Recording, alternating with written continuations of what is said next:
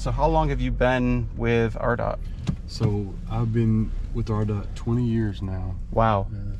It's flown by. We oversee just under 16,400 centerline miles. If you look at the rankings, we're about 12th largest in the country as far as system size goes. And I think the latest stats I saw were just under 7,400 bridges that we own. 7,400? 7,400, yeah. So Kentucky has a great number of miles and bridges too, but we're kind of unusual with the size of our state. Our population is only 3 million people in the whole state, and so we have a much larger system per capita than a lot of other states do. RDOT is responsible for that incredible amount of inventory, and you mentioned performance metrics. What are the performance metrics, the things that you guys keep track of? So we built a new public-facing dashboard actually and rolled it out last year. But you know, I think we're probably in line with most. We're looking at safety data, mobility, you know, how well we're using that limited federal funding, state funding that we have. But we collect all the MIRE data, all the safety-related data, all that HPMS data. But we certainly have more room to grow and want to turn more of that data into more information in the future. We try to use that data to drive investment decisions, and I know all DOTs do the same, but I was just talking to that panel that I was on. RDOT's highway system today, you know, this is a little bit dated, but to replace our system, if something were to happen to it tomorrow, $130 billion, okay? That's what it would cost us. We spend about $1 billion on construction projects each year. Wow. And so, you know, we'd love to spend more, we'd love to have more, but I think that helps to underscore how important it is that we use our limited amount of resources effectively and efficiently, and we need data to do that. Yeah, I think that's a really good point, because the dollars, it seems like are not going as far as they used to, just because of cost of everything. I was looking, the cost of insurance, I was just looking at this, has gone up about 25% in Arkansas since 2020. So that's the cost of risk, so to speak. That's under the nationwide average, though. The nationwide average is 50-something, 54%.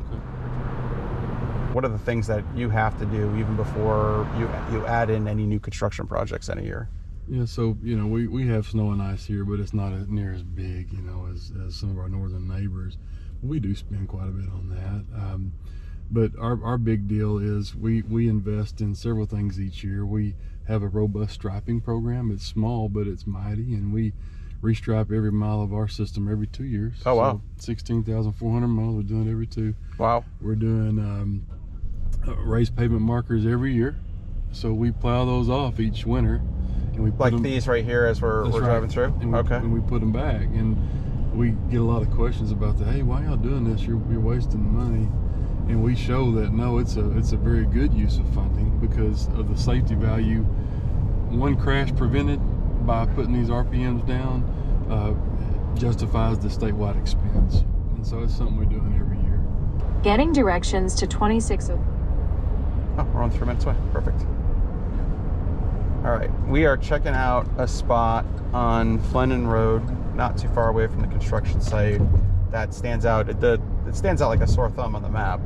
Tremendous amount of hard braking. 10%. 10%. So that means 10% of the trips that passed through there in the last month. Basically, if I had a cup of coffee that was in my drink holder, and I would step on the brakes so much that half of it would spill out. Yeah, that's basically what you can think about with a hard braking type event. It's not like just normal braking type activity. It's to the point where somebody is, you know, truly, it's like, it's an emergency. Okay. And, you know, that doesn't necessarily mean it's a bad thing.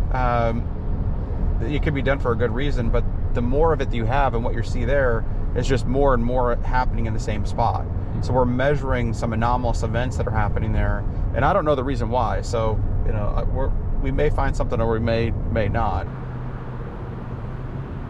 25, 30. So then click excessive speeding, and then you can see the number of events. So that's the 85th percentile. So that'd be like if you put a speed counter here. And by the way, look at it coming from this direction. Yeah, it's obscured by the vegetation. Yeah, coming from this direction, you can't see it as well. So if somebody's coming up here and is going to turn left.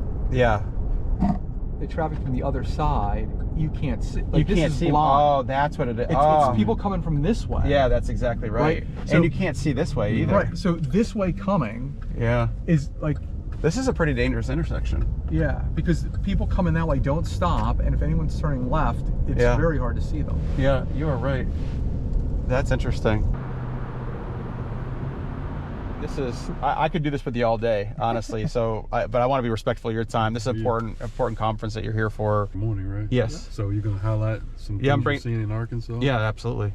Absolutely. And I think, overall, the bottom line to me is we didn't really know how impactful this could be to the work that you guys are doing on a daily basis. And you have so many people dedicated to making roads safer. If we can help kind of build that picture a little bit, and then not only get the right resources in the right place, but also the right attention from the dollars too, because ultimately we can identify all the problems in the world, but it takes dollars to fix that, and hopefully the information helps direct those dollars to the right place for the right reason. Yeah, and this technology is going to change things for sure. Have you seen a change at the federal level? In the times past, we talked about earlier, we have to show proven need there. Yeah. And unfortunately, that means crashes.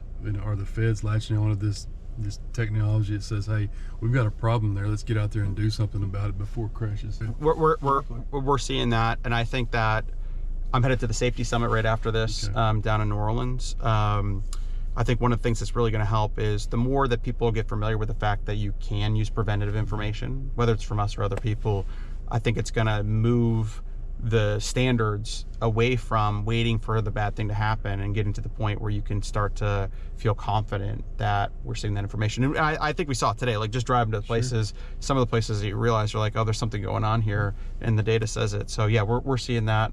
And I think we're just at the beginning. I agree. And again, this fills a void, right? The near misses, what's going on with those situations where there's not a crash. This gives you a lot of insight into that. It's going to be great. Fantastic. Thank you. Enjoy. Director, thank you very much.